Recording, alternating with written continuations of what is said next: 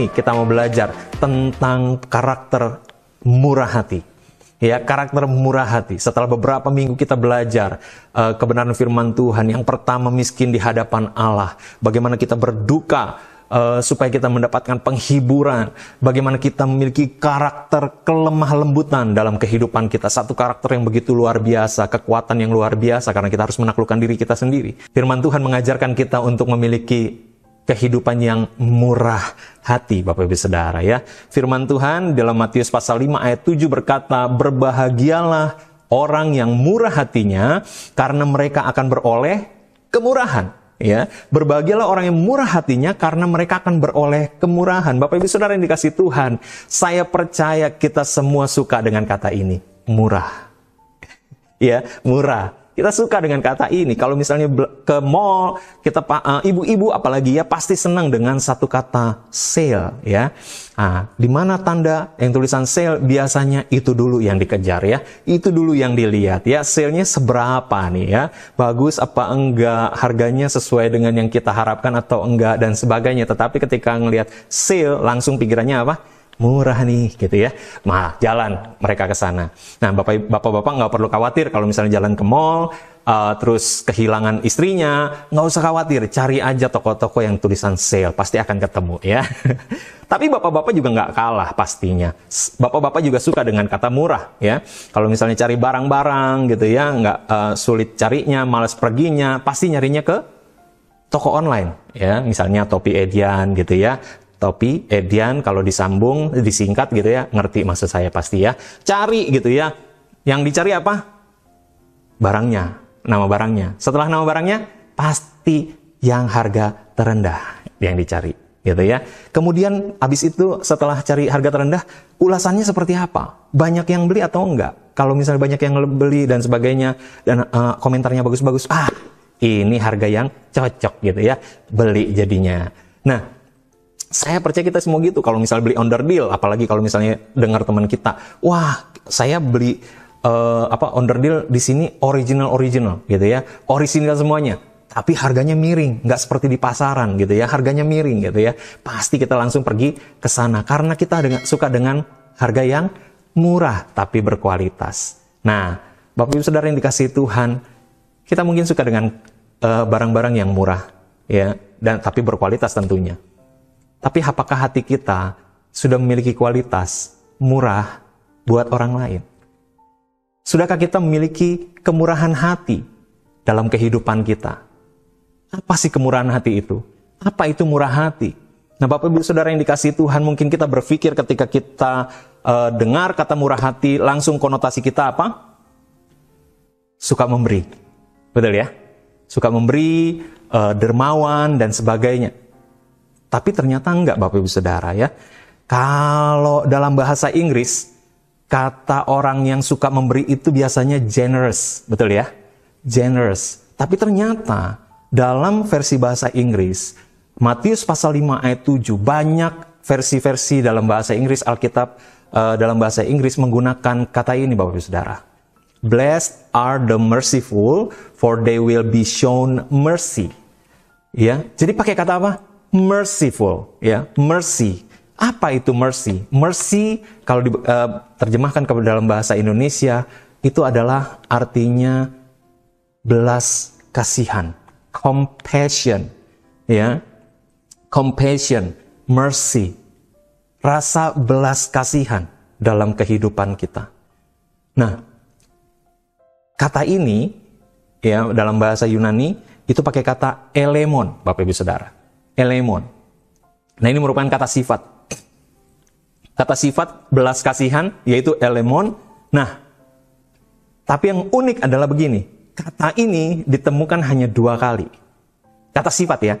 Kata sifat ditemukan hanya 2 kali dalam Alkitab, khususnya Perjanjian Baru. Yang pertama yang kita baca tadi, berbahagialah orang yang murah hatinya karena mereka akan beroleh kemurahan. Ini menggunakan kata elemon ya. Elemon. Tapi yang kedua, itu dalam Ibrani pasal 2 ayat 17.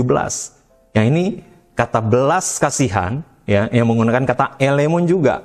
yaitu satu kata sifat yang diatributkan kepada imam besar yang adalah berbicara tentang Yesus Kristus sendiri. Ya. Jadi dua ayat ini berbicara sesuatu secara khusus buat saya begini. Bahwa Tuhan yang memiliki sifat belas kasihan, memiliki sifat belas kasihan, itu ingin supaya kita juga memiliki belas kasihan. Murah hati, belas kasihan.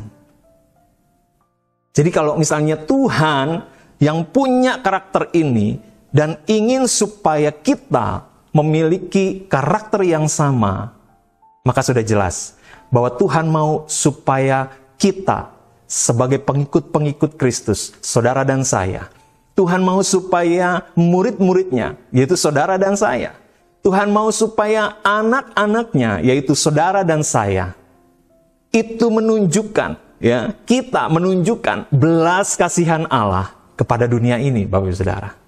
Amin. Kita mau melakukannya.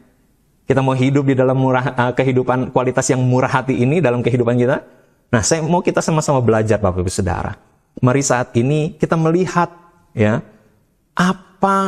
bagaimana kita bisa memiliki rasa belas kasihan ini dalam kehidupan kita. Nah, yang pertama Bapak Ibu Saudara yang dikasihi Tuhan, belas kasihan di dalam Alkitab selalu berkaitan dengan kemalangan. Ya, salah satunya Matius pasal 9 ayat 13 mengatakan seperti ini, "Yang ku kehendaki ialah belas kasihan dan bukan persembahan, karena aku datang bukan untuk memanggil orang benar, melainkan orang berdosa." Nah, Bapak Ibu Saudara yang dikasihi Tuhan, kalau Bapak Ibu punya aplikasi Alkitab di handphone Bapak Ibu Saudara masing-masing, silahkan cari search gitu ya. Cari untuk mencari kata begitu ya di Alkitab itu, cari search dan tulislah belas kasihan dan coba dicari. Khususnya perjanjian baru saja ya. Dibatasi aja perjanjian baru. Nah, Bapak Ibu akan menemukan bagaimana banyaknya kata belas kasihan ini. Itu merupakan kata-kata yang selalu berkaitan dengan orang-orang yang berdosa, orang-orang yang sakit, orang-orang yang teraniaya, orang-orang yang terlantar. Ya, berbicara tentang kemalangan. Salah satunya yang kita baca ini, ya. Tapi kalau misalnya kita cari, kita pasti akan menemukan. Maka tergeraklah hati Yesus oleh belas kasihan. Tergeraklah Yesus dengan belas kasihan. Karena apa? Karena orang-orang ini sedang lapar. Karena apa? Karena melihat mereka banyak yang sakit. Karena apa? Karena orang Yerusalem seperti orang yang tidak punya induk, ya, sebagai anak-anak ayam yang tidak punya induk, yang tidak punya pelindung dan sebagainya. Belas kasihan, terus tergerak, Tuhan Yesus terus tergerak dan Tuhan Yesus terus bergerak dengan belas kasihan di dalam hatinya untuk melawat orang-orang yang teraniaya, untuk melawat orang-orang yang sedang mengalami kemalangan, Bapak Ibu Saudara. Jadi ketika kita berbicara tentang belas kasihan, itu selalu berkaitan dengan yang namanya kemalangan. Dan lewat pelajaran ini, yang pertama ini, saya ingat tentang satu cerita dari Tuhan Yesus tentang orang Samaria yang baik hati. Ya, kita tahu ceritanya. Ya, saya tidak perlu menceritakan ulang, tetapi kita tahu bahwa ada orang yang di jalan dirampok dan teraniaya, terluka berat, telanjang dan sebagainya. Dan kemudian ketika ada orang Farisi lewat, orang ahli Taurat lewat, orang Lewi lewat, semuanya lewat. Lihat kenyataan yang sama, tetapi mereka buru-buru menghindar. Mereka tidak mau menolong. Tapi ada satu orang yang berasal dari Samaria, ya, dia datang melihat dan kemudian dia menolong sampai dia dirawat dan masuk ke penginapan dan diminta dirawat. Kalau misalnya kurang biayanya, saya akan bayar kekurangannya. Nah, saya melihat di sini ada 3 ciri orang yang memiliki belas kasihan. Belajar dari orang Samaria yang baik hati ini. Yang pertama, Bapak Ibu Saudara, orang yang punya belas kasihan itu peka terhadap kemalangan orang lain. Ya, orang yang punya belas kasihan itu pasti peka terhadap kemalangan orang lain. Ketika dia melihat ada orang yang sedang kesulitan, kesusahan, ya, dia tahu kenyataannya, ya, seperti orang Samaria ini melihat di depan matanya keberadaan orang yang sedang terluka, tidak berdaya, dan dia butuh pertolongan. Dia melihat bahwa, wow, ini ada orang yang butuh pertolongan. Tapi nggak cuma itu, ya, ketika dia melihat ada orang yang malang, dia tergerak hatinya, ya, seperti kalau Bapak Ibu baca, tergeraklah hati Yesus oleh belas kasihan. Artinya belas kasihan itu membuat hati kita sedemikian rupa merasakan sesuatu yang tidak bisa tidak saya harus bergerak. Tidak bisa tidak saya harus melakukan sesuatu. Nah, itulah belas kasihan Bapak Ibu Saudara. Jadi pasti dia akan melakukan tindakan nyata. Itu sebabnya orang Samaria dia membebat luka-lukanya, membersihkan luka-lukanya, dibalut dulu baru dia bawa. Ya, baru dia bawa ke penginapan. Dan orang yang memiliki belas kasihan, dia nggak pandang orang. Dia nggak lihat siapa yang ditolong. Dalam kasus orang Samaria yang baik hati, orang Samaria ini sedang menolong, ya, sebenarnya sedang menolong musuh. Ya, karena orang Israel itu tidak bergaul dengan orang Samaria. Sebenarnya, orang Samaria ini, kalau dia melewatkan orang yang terluka ini, orang Israel yang sedang terluka ini, itu bisa dianggap wajar pada saat itu. Ya, itu bisa dianggap wajar karena musuh. Tapi enggak, karena dia punya belas kasihan. Enggak peduli dia musuh atau siapa. Dia adalah orang yang butuh pertolongan. Dan dia menolong orang ini. Bapak Ibu Saudara, ketika saya menemukan kebenaran ini, saya terus terang saya tertegur. Ternyata saya bukan orang yang penuh dengan belas kasihan. Dan saya berdoa minta ampun sama Tuhan. Saya sudah salah selama ini. Saya nggak bergerak, saya nggak ikutin kepekaan saya, gitu ya. Saya nggak lakukan. Karena apa? Begini. Beberapa waktu lalu, setelah pelayanan, gitu ya, setelah pelayanan pemakaman bersama dengan Pastor Andre dan ada Pak Nathan, gitu ya, melayani bersama dengan istri saya, dengan juga istri dari Pastor Andre, Ibu Ratna, karena setelah lewat siang, gitu ya, dan kita merasa lapar, gitu ya, kita akhirnya beli makannya pizza, gitu ya, beli makan pizza, dan setelah order kita mesti tunggu, gitu. Dan ketika nunggu, ada orang datang naik sepeda, dan di depan sepedanya ada keranjangnya isinya adalah susu kacang kedelai, gitu. Susu kacang kedelai. Dan orang ini datang sama kita dan mengharapkan kita beli susu kacang kedelai. Ya, beli susu kacang kedelainya. Dan kata-katanya ada begini. Om, tolong beli om, buat saya makan. Tapi kata-katanya tidak sejelas yang saya katakan. Dia memiliki masalah ketika berbicara. Saya nggak tahu, biasanya orang-orang yang seperti ini adalah orang-orang yang waktu masa kecilnya mengalami demam yang tinggi, gitu ya, sehingga ada mengalami istilahnya cerebral spasm, gitu ya, kekejangan otak, sehingga ada beberapa syaraf yang putus sehingga bicaranya nggak jelas. Ya, om, tolong beli dong, gitu ya, buat saya makan. Nah, Pastor Andre saat itu nggak pegang uang. Saya pegang uang, tapi bukan uang saya. Bukan uang saya. Saya ragu-ragu, gitu ya. Saya mau beli apa enggak? Sebenarnya bisa saya gantikan nantinya, begitu ya. Tapi saya penuh keraguan, gitu, untuk menolong. Akhirnya kita nggak beli, gitu ya. Dan setelah itu saya dapat WA. Istri saya, Vivi, WA saya. Kok nggak beli? Ya, panggil saya Koko. Kok nggak beli? Kasihan, katanya gitu. Enggak, saya bilang gitu. Ya udah, panggil aja, gitu. Saya minta dia panggil, gitu. Ternyata udah jalan jauh, gitu. Saya ngerasa tertuduh juga, begitu ya. Harusnya saya bisa bantu, gitu. Bisa beli beberapa lah, gitu ya, untuk nolong dia. Tapi saya nggak lakukan gitu. Dan ketika saya keluar ambil pesanan yang sudah jadi, kemudian ketika keluar ternyata Vivi lagi keluar dari mobil gitu ya, dan mencari orang itu, dan orang itu ada, dan akhirnya dipanggil, dan akhirnya kita beli gitu ya, akhirnya dibelilah. Ya puji Tuhan akhirnya kita paling nggak berkontribusi buat kehidupannya. Tapi saat itu ketika saya belajar ini, saya merasa iya, waktu itu tuh adalah kesempatan saya untuk menunjukkan belas kasihan kepada orang lain. Tuhan sudah ajarkan saya dulu nih sebelum saya ini, dan ternyata saya harus mengakui saya gagal. Ya, istri saya lebih memiliki belas kasihan yang lebih tinggi daripada saya. Dan saya bertobat di hadapan Tuhan. Saya harus memiliki ini, ciri-ciri ini. Saya harus peka terhadap kemalangan orang lain. Saya harus bergerak ketika saya merasakan belas kasihan itu. Saya nggak boleh tunda. Saya nggak boleh pandang siapa orangnya. Ya, siapapun orangnya, ketika saya tergerak, saya harus lakukan. Saya tahu Tuhan sedang mendorong saya untuk melakukan sesuatu, untuk menolong orang itu.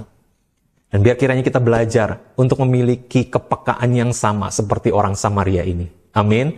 Karena belas kasihan pasti selalu berkaitan kepada orang-orang yang mengalami kemalangan.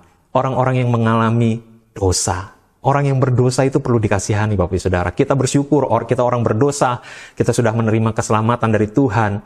Dan orang yang berdosa butuh keselamatan itu juga. Jadi kita harus memiliki kepekaan yang sama untuk bawa mereka untuk mengenal Tuhan Yesus, supaya mereka pun mengalami apa yang kita alami, pembebasan dari dosa. Amin, Bapak Ibu Saudara. Haleluya. Kita belajar hari ini, yang pertama, bahwa belas kasihan itu selalu berkaitan erat dengan yang namanya kemalangan. Yang kedua, Bapak Ibu Saudara, belas kasihan itu berkaitan dengan yang namanya pengertian. Ya, pengertian. Apa maksudnya pengertian? Understanding dalam bahasa Inggrisnya ya. Understanding. Maksudnya apa? Begini, dalam Matius pasal 23 ayat 23, Tuhan Yesus berkata begini, celakalah kamu, hai ahli-ahli Taurat dan orang-orang Farisi. Hai kamu orang-orang munafik, sebab persepuluhan dari selasih, adas manis, dan jintan kamu bayar. Tetapi yang terpenting dalam hukum Taurat kamu abaikan. Apa itu? Yaitu keadilan dan belas kasihan dan kesetiaan. Yang satu dilakukan, yang harus dilakukan, dan yang lain jangan diabaikan, kata Tuhan Yesus. Apa yang dimaksud dengan keadilan, belas kasihan, dan kesetiaan? Begini Bapak Ibu Saudara, kalau kita baca lagi Matius 23 ini di ayat yang sebelumnya, yaitu ayat 14, maka kita mengetahui bahwa orang-orang Farisi ini bersikap tidak adil, bersikap tidak berbelas kasihan kepada orang-orang yang harus dilindungi sesuai dengan firman Tuhan, tapi mereka nggak lakukan. Ya, Matius 23 ayat 14 berkata, celakalah kamu hai orang-orang Taurat dan celakalah kamu hai ahli-ahli Taurat dan orang-orang Farisi, hai kamu orang-orang munafik, sebab kamu menelan rumah janda-janda, sedang kamu mengelabui mata orang dengan doa yang panjang-panjang, sebab itu kamu pasti akan menerima hukuman yang lebih berat. Bapak Ibu Saudara yang dikasihi Tuhan, ahli-ahli Taurat, orang-orang Farisi, rupanya tidak punya belas kasihan kepada janda-janda, seperti yang dikatakan Tuhan Yesus ini. Pada zaman itu ada 3 golongan yang harus dilindungi sesuai dengan firman Tuhan ya di Perjanjian Lama. Yang pertama adalah anak yatim piatu yang nggak punya orang tua. Yang kedua, janda-janda, khususnya janda-janda yang sudah tua ya, sudah tidak punya pelindung gitu ya, nggak punya suami ya. Suami itu dianggap pelindung, tapi kalau udah nggak ada suami, wah mereka rentan. Mereka seringkali ya mengalami ketidakadilan dalam kehidupan. Dan yang ketiga adalah orang-orang asing. Nah, dikatakan mereka menelan rumah janda-janda. Menelan ini maksudnya seperti ini Bapak Ibu Saudara. Jadi ahli-ahli Taurat dan orang-orang Farisi menuntut mereka ya untuk mengerjakan hukum Taurat, untuk mengerjakan khususnya dalam hal persepuluhan gitu ya, persembahan gitu. Dan tuntutan-tuntutan keagamaan lainnya, sehingga itu membutuhkan biaya. Itu membutuhkan biaya. Dan karena janda-janda biasanya tidak memiliki pemasukan karena tidak punya suami, dan mereka juga mengalami ketidakadilan, kalaupun bekerja mungkin tidak dibayar sebagaimana mestinya begitu. Sehingga mereka terpaksa harus menjual rumahnya untuk bisa menunaikan tuntutan agama. Bayangkan, mereka tidak punya belas kasihan, mereka tidak memberikan pengecualian, mereka tidak punya pengertian kepada keadaan janda-janda pada saat itu. Dan berikutnya apa? Setelah itu mereka mengelabui mata orang katanya. Dengan doa yang panjang-panjang, bayar perpuluhan yang tadi kita baca, dan sebagainya. Supaya apa? Supaya kelihatan mereka ini rohani. Supaya kelihatan bahwa mereka ini orang-orang yang saleh. Sedemikian rupa, sehingga ketika mereka menekan, sehingga ketika mereka melakukan tuntutan, mereka mengatakan saya pun melakukan hal itu, gitu ya, tidak terkecuali sama yang lain, istilahnya begitu. Sehingga orang akan melihat, wah iya ya, mau gimana lagi ya, dia juga lakukan juga, gitu ya.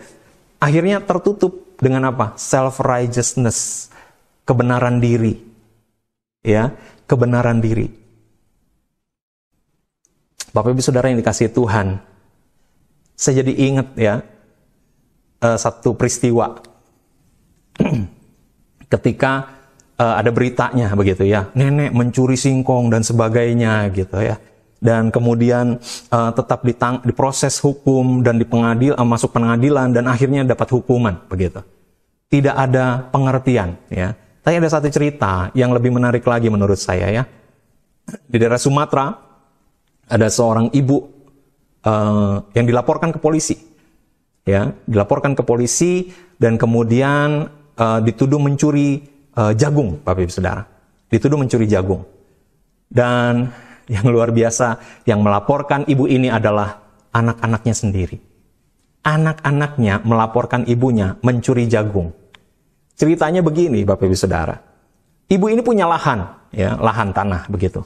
Dan kemudian dia suruh anaknya yang paling tua untuk kamu tanamin itulah jagung gitu ya, lahan itu ya, supaya nggak kosong, digarap dan sebagainya. Akhirnya dijalanin sama anak sulungnya ini. Ketika dijalanin, dua adiknya nggak setuju dengan keputusan itu. Dan kemudian mereka hancurkan itu ladang yang sudah ditanamin. Dan kakaknya melihat hal itu, akhirnya ya sudah, kalau misalnya kamu yang mau garap, silahkan kamu aja yang garap. Akhirnya mereka yang garap, mereka yang tanam itu jagung di lahan ibunya. Dan ketika sudah selesai, ibunya ketika melihat sudah siap panen begitu ya, diambillah jagung itu karena dia pikir ini kan di lahan saya. Diambil jagung-jagungnya hendak dijual.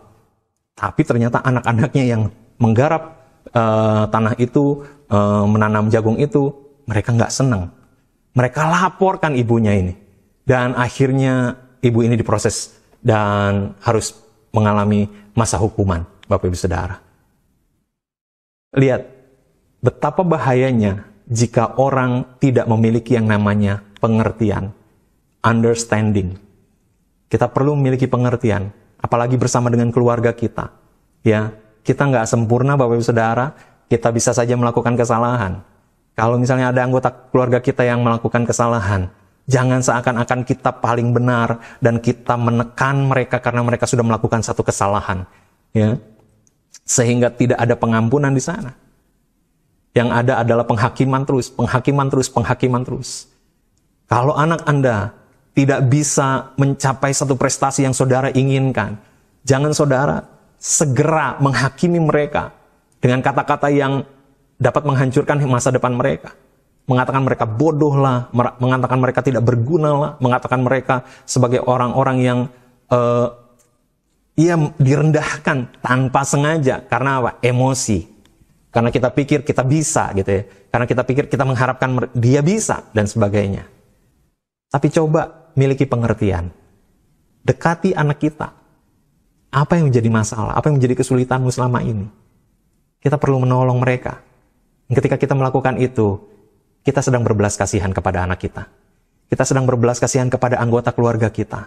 Dan saya percaya ketika karakter belas kasihan ini, karakter murah hati ini, ya, pengertian ini kita kembangkan dan kita praktekkan, khususnya dalam keluarga kita, saya percaya nggak ada keluarga yang retak.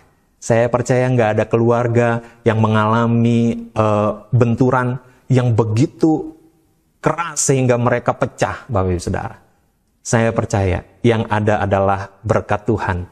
Yang ketika dikatakan, sungguh alangkah baiknya ya dan indahnya jika semua orang hidup rukun bersama. Karena apa? Ada belas kasihan di sana. Ya, mari kita belajar memiliki pengertian. Bagaimana caranya? Mulailah memiliki simpati. Mulai belajar berempati. Belajar seperti kata-kata bijaksana yang mengatakan dalam bahasa Inggris, standing on others' shoes gitu ya, berdiri, coba pakai sepatu, maksudnya coba kamu ada di posisi dia gitu ya, memahami posisinya ya, sehingga kita memiliki rasa maklum yang semakin besar. Kita bisa menerima mungkin kesalahan yang dilakukan, sehingga kita bisa mengampuni. Dan akhirnya saya percaya lewat belas kasihan itu mereka mengalami berkat Tuhan, mereka bisa menjadi lebih baik. Ya, dan mereka diberkati lewat sikap kita. Ya, itu yang kedua, Bapak Ibu Saudara. Belas kasihan berkaitan dengan kemalangan, belas kasihan berkaitan dengan pengertian. Dan ketika kita memiliki belas kasihan, maka kita nggak menaruh kebenaran diri di atas kesalahan orang lain. Sehingga kita nggak jadi membutakan belas kasihan yang ada dalam diri kita. Ya, jadi jangan biarkan kebenaran diri kita membutakan belas kasihan dalam diri kita. Amin. Kita mau belajar, punya kerendahan hati, menyadari bahwa kita juga bukan orang yang sempurna. Kita juga bisa melakukan kesalahan yang orang lain lakukan dalam hidup ini. Dan yang ketiga, belas kasihan itu berkaitan dengan anugerah, Bapak Ibu Saudara. Firman Tuhan mengatakan dalam bahasa Indonesia, berbahagialah orang yang murah hatinya, karena mereka akan beroleh kemurahan, ya, beroleh kemurahan. Ya, ini kata yang aktif ya bentuknya ya. Artinya kalau misalnya kita lakukan sesuatu, nah kita akan hasilkan sesuatu juga. Kalau kita bermurah hati, maka kita juga akan nanti beroleh kemurahan, ya. Kita mendapatkan kemurahan.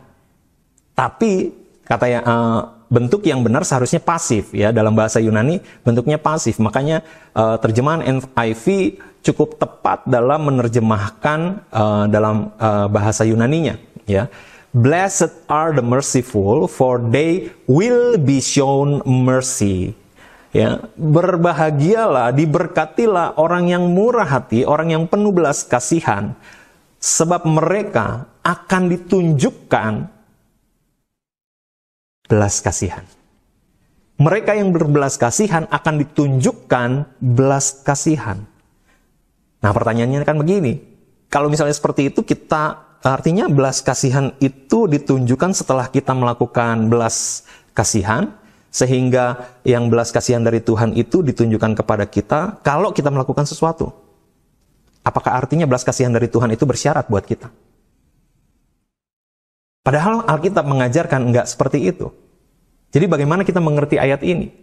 Nah, kita bisa mengertinya kalau kita melihat di dalam Matius pasal 18. Tuhan Yesus memberikan satu pencerahan sebenarnya ya, lewat satu cerita mengenai pengampunan ya. Dalam Matius pasal 18 kita melihat bagaimana ada seorang raja yang menagih gitu ya, ada orang yang berhutang kepada raja sebesar 10.000 talenta, Bapak Ibu Saudara ya. 10.000 talenta. Saya yakin semuanya pernah mendengar dan membaca ayat ini. Dan kemudian 10.000 talenta itu sangat banyak ya. 10.000 talenta itu sangat banyak. Kira-kira satu talenta itu 6.000 dinar ya, 6.000 dinar. Dan orang yang berhutang 10.000 talenta ini, dia mengatakan, tolong beri saya waktu. Raja, tolong beri saya waktu. Saya belum bisa bayar. Saya pasti akan bayar. Padahal sebenarnya dia nggak mampu bayar sampai kapanpun. Karena 10.000 talenta sangat banyak sekali, Bapak Ibu Saudara. Kalau 6.000 talenta kali 10.000, 6.000 dinar kali 10.000, itu artinya 60 juta. 60 juta dinar. Gitu. Dan itu sangat banyak sekali. Dia nggak akan mampu. Dan oleh karena raja merasakan belas kasihan, tergerak hatinya oleh belas kasihan, nggak bakal mampu. Kalau misalnya nggak mampu, dia harus dipenjara, anak istrinya juga dipenjara sampai utangnya lunas. Nggak mungkin dia bisa. Ya udah, saya bebaskan kamu dari hutang. Kamu pulang aja. Anggap kamu tidak pernah berhutang sama saya. Dan dia pulang, sukacita, Bapak Saudara. Tapi di tengah jalan, dia ketemu temannya dan dia ingat temannya ini berhutang 100 dinar sama dia. Bayangkan saudara, 1 dinar itu 6.000. Kalau 10.000 talenta, 1 talenta itu 6.000 dinar. Kalau 10.000 talenta berarti 60 juta dinar. Tapi ada temannya yang hutang 100 dinar. Tidak seberapa dari 6.000 aja. Tapi kemudian dia datang, kamu hutang sama saya. Dan katanya dia mencekik temannya ini, meminta untuk dibayar. Temannya mengatakan, ampuni saya belum bisa bayar sekarang, kasih saya waktu. Sama permohonannya sama seperti dia sama raja. Tapi dikatakan, nggak bisa, kamu harus bayar. Akhirnya dimasukin penjara, temannya ini. Dan orang-orang yang melihat dia, yang tahu dia sudah mendapatkan pembebasan dari hutang-hutangnya sama raja, yang 10.000 talenta itu. Diadukanlah dia. Dan kemudian raja itu tahu dan marah, dan akhirnya dia dihukum. Dimasukkan ke dalam penjara. Kenapa? Intinya begini, ketika engkau, saudara dan saya, menerima anugerah yang begitu besar dari Tuhan kita, seharusnya kita juga menunjukkan belas kasihan kepada sesama kita. Amin, Bapak Saudara. Itu yang raja harapkan sebenarnya. Itu yang Tuhan kita harapkan. Itu yang raja di atas segala raja harapkan dalam kehidupan kita. Kita ini sudah berdosa, penuh banyak dosa, dan tidak punya apa-apa untuk bisa menebus diri kita, untuk menyelamatkan hidup kita. Tetapi karena kemurahan Tuhan, karena belas kasihan Tuhan, akhirnya kita memperoleh keselamatan. Dan setelah kita menikmati keselamatan itu, kita menikmati anugerah, kita menikmati belas kasihan Tuhan, sehingga kita punya keyakinan kita nggak akan masuk dalam kebinasaan, tetap kita masuk dalam kehidupan kekal. Dan kemudian kita tidak mau mengampuni orang lain, itu artinya kita tidak menghargai anugerah Tuhan. Itu artinya kita tidak mensyukuri apa yang kita dapatkan. Bukankah kalau kita menikmati belas kasihan yang begitu besar dari Tuhan kita, seharusnya orang yang bersalah kepada kita juga harus menunjukkan belas kasihan kepada mereka. Kita harus menunjukkan anugerah kepada mereka, seperti yang Tuhan tunjukkan kepada kita. Itu sebabnya Bapak Ibu Saudara, Tuhan Yesus mengajarkan ketika dia mengajarkan cara berdoa, ya, doa Bapa kami. Di dalam Matius pasal 6 ayat 14 dikatakan, karena jikalau kamu tidak mengampuni orang, Bapamu juga tidak akan mengampuni kesalahanmu. Jangan berpikir ayat ini berbicara tentang, waduh, kalau misalnya saya nggak mengampuni, saya nggak selamat nih. Ya, artinya kalau saya mengampuni, saya selamat. Maksudnya pengampunan itu kita dapatkan karena usaha kita. Enggak. Sebelumnya kita sudah terima dulu anugerah keselamatan. Kita sudah menerima pengampunan dari Tuhan. Makanya Tuhan menginginkan kita untuk mengampuni orang yang bersalah kepada kita.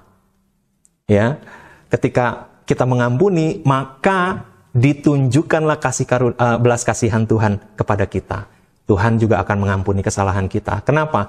Karena setelah kita menerima pengampunan, keselamatan yang daripada Tuhan, kita masih harus berjuang dengan kehidupan kita. Kita mungkin masih mengambil keputusan-keputusan yang salah, yang membuat kita masuk dalam membuat kita melakukan dosa, Bapak Ibu Saudara. Ya. Dan pada saat itu Tuhan menunjukkan belas kasihan, Dia akan mengampuni kita juga. Kalau kita punya kemurahan hati sama orang lain. Jadi ketika kita menunjukkan kemurahan hati, kita akan ditunjukkan oleh Tuhan kemurahan hati dari pihaknya Tuhan, Bapak. Dan kemudian ayat yang berikutnya lagi, Lukas 6 ayat 37 sampai 38 dikatakan, janganlah kamu menghakimi, maka kamu pun tidak akan hakimi. Dan janganlah kamu menghukum, maka kamu pun tidak akan dihukum. Ampunilah dan kamu akan diampuni. Berilah dan kamu akan diberi. Suatu takaran yang baik, yang dipadatkan, yang digoncang, dan yang tumpah keluar akan dicurahkan ke dalam ribaanmu. Sebab ukuran yang kamu pakai untuk mengukur akan diukurkan kepadamu. Perhatikan ini, ketika dikatakan berilah dan kamu akan diberi. Seringkali banyak orang Kristen, banyak hamba Tuhan yang mengajarkan ini berbicara tentang memberi dalam arti materi. Ya, ketika engkau memberikan persembahan sekian, beri dengan murah hati, maka Tuhan akan memberi kepada kamu. Kamu akan diberi oleh Tuhan satu takaran yang melimpah begitu ya. Jadi kalau misalnya ada kesaksiannya, kalau 100.000 saya memberi, Tuhan balas saya, Tuhan kasih 10 juta. Misalnya begitu. Itu salah kaprah sama sekali. Karena ayat ini tidak berbicara tentang kemurahan hati dalam hal materi, tapi kemurahan hati dalam arti belas kasihan. Perhatikan kata janganlah kamu menghakimi, ya. Dan kemudian dikatakan janganlah kamu menghukum. Ini kata janganlah artinya kita mengambil keputusan untuk menahan sesuatu. Ya, menahan sesuatu untuk tidak kita lakukan. Tetapi perhatikan kata-kata berikutnya. Ampunilah dan kamu akan diampuni. Kata ampunilah artinya ada satu perbuatan aktif yang kita lakukan. Ampunilah. Maka ketika dikatakan berilah, ini sebenarnya berbicara kepada soal pengampunan itu. Karena aktif juga, berilah, ampunilah. Maka kamu juga akan diampuni. Berilah dan kamu akan diberi. Jadi kata beri ini berbicara tentang pengampunan Bapak Ibu Saudara ya. Dan ketika kita memberi pengampunan itu, Tuhan mengatakan ukuran yang kamu pakai untuk mengukur akan diukurkan kepadamu. Artinya kalau saudara menunjukkan kemurahan hati kepada orang lain, maka Tuhan juga akan menunjukkan kemurahan hatinya kepada kita. Tapi kalau kita tidak menunjukkan kemurahan hati kepada orang lain, maka Tuhan juga akan mengukurkan itu kepada kita. Tuhan tidak akan bermurah hati ketika Tuhan menghakimi kita, Bapak Ibu Saudara. Oleh karena itu, mari miliki kemurahan hati di dalam hidup kita. Miliki belas kasihan kepada orang lain. Ya, ingat bahwa belas kasihan itu selalu berkaitan dengan kemalangan. Jadi kita mesti peka dengan kemalangan-kemalangan yang orang alami di sekitar kita. Kalau kita tahu ada seorang yang mengalami satu masalah, butuh bantuan dan sebagainya, apakah kita digerakkan oleh belas kasihan? Apakah kepekaan itu ada buat kita? Kalau ada, lakukan. Jangan tahan-tahan, kerjakan. Jangan seperti saya, saudara ya. Saya bertobat, saya mau lakukan, saya mau kerjakan. Dan kemudian jangan pandang orangnya seperti apa. Ya, kita jangan terganggu dengan like or dislike sama orang itu. Pokoknya kalau dia patut ditolong, dia butuh bantuan, kita harus menolong sebagai anak Tuhan. Karena kita adalah orang-orang yang sudah menerima belas kasihan. Ya, belas kasihan selalu berkaitan dengan pengertian, understanding. Jadi kita harus mau untuk mengampuni satu dengan yang lain, saudara. Khususnya mulai dari keluarga kita. Bangun atmosfer merciful ini di dalam keluarga kita. Sehingga ketika kita keluar, istri kita keluar, anak-anak kita keluar, karakter ini pun akan muncul kepada saudara-saudara kita yang lain, tetangga, lingkungan sekolah, lingkungan kerja, ya. Semua orang akan merasakan bahwa kita memiliki karakter merciful itu. Dan yang terakhir, ingatlah bahwa belas kasihan selalu berkaitan dengan anugerah yang Tuhan sudah berikan kepada kita. Kalau Tuhan sudah mengampuni dosa kita yang begitu besar, masa kita nggak mau mengampuni dosa orang kepada kehidupan kita, ya, kesalahan orang kepada kita. Sesalah-salahnya orang, nggak mungkin salahnya itu sebesar kita kepada Tuhan, Bapak Ibu Saudara. Jadi ampunilah, ya, karena ukuran yang kita pakai untuk memberikan belas kasihan itu juga diukurkan kepada kita. Semoga kita semua menyadari ini semua untuk memiliki kemurahan hati, untuk memiliki belas kasihan di tengah-tengah dunia yang saat ini sedang memerlukan belas kasihan, Bapak Ibu Saudara. Dan saya percaya kemuliaan Tuhan akan semakin dinyatakan dalam kehidupan kita, anak-anaknya. Tuhan Yesus memberkati. Mari kita berdoa. Bapa di dalam surga, terima kasih buat kasih karunia-Mu dalam kehidupan kami. Ajar kami Tuhan, tolong kami ya Tuhan, untuk kami boleh memiliki belas kasihan. Ampuni kami ya Bapa, kalau selama ini kami mengabaikan, kami menumpulkan hati kami oleh belas kasihan yang Tuhan taruh untuk kami kerjakan dalam hidup kami. Tapi mulai saat ini, kami mau belajar untuk memiliki kemurahan hati ya Tuhan, untuk memiliki belas kasihan kepada orang lain. Dan sesuai dengan kebenaran firman Tuhan yang kami dengar hari ini, biar kiranya kami menyelaraskan hidup kami Tuhan, dan kami menjadi warga kerajaan sorga yang menunjukkan karakteristik sebagai orang-orang yang penuh dengan belas kasihan kepada siapapun orang yang membutuhkannya, karena Tuhan yang bekerja melalui kami, dan kami melakukan bagian kami untuk taat kepadamu. Di dalam nama Tuhan Yesus, kami berdoa dan bersyukur. Amin.